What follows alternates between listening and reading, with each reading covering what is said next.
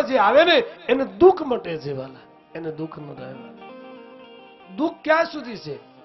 તો કે નદી ગાંડી તુર બની દોડે છે. શું કામ? તો કે એને કોઈની ઝંખના છે વાલા. આ નદીને કઈ ગોતે છે, કઈ ઝંખના છે, એટલે નદી ગાંડી તુર બની પર્વતો કોતરોમાન બધે દોડા દોડી કરે છે વાલા. શું કામ? તો કે એને સમુદ્રને મળવું છે બાપ.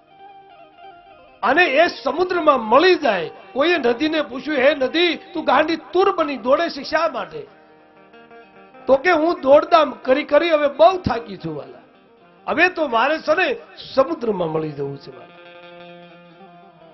અને એ નદી ગાંડી તુર બની અને સમુદ્રમાં મળે ને પછી એને દોડધામ મટી જાય વાલા.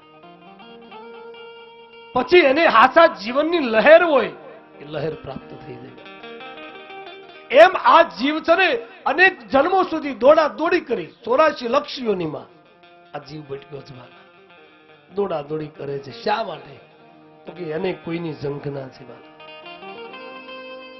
આ જીવ જ્યાં સુધી સદગુરુના શરણમાં ન જાય, શિવ શરણમાં ન જાય ને ત્યાં સુધી એને જીવનની લહેર ન આવે બાપ. શિવ એ સમુદ્ર છે, સદગુરુ એ સમુદ્ર છે બાપ. અને એના દ્વારમાં આવી જાવ ને એટલે હાશી લહેર મને આવવા. આ બાપાના આંગણે આવીએ અને આપણને લહેર આવે એનું કારણ શું? તો કે જીવ છે ને શિવને મળી ગયો એટલે વાલા. જે સંસારના વિષયો છે આપણને એમ છે કે આમાં જ બધું સુખ પડ્યું છે વાલા, પણ એ અલ્પકાળનું સુખ છે વાલા. અને સદગુરુના સાનિધ્યનું સુખ હર પલ હર ઘડીએ આપણને સુખ દેનારું છે વાલા. સાધન સિદ્ધિ રામ પદ નેહુ મોહી લીખી પરત ભરત મન એહુ. તુલસીની દ્રષ્ટિમાં તો એમ કહે છે કે સિદ્ધિની વ્યાખ્યા જો હું કહું ને તો રામના શરણમાં પ્રેમ જાગી જાય એટલે સમજી લેજો કે આપણને બધાની સિદ્ધિ મળી ગઈ છે.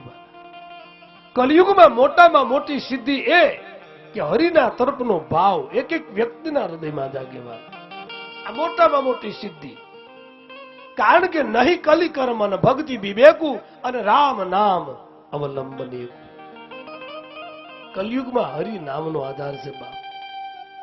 અને રામ પ્રત્યેનો સદગુરુ પ્રત્યેનો પ્રેમ જાગે એ જ આપણી મોટામાં મોટી સિદ્ધિ વાત.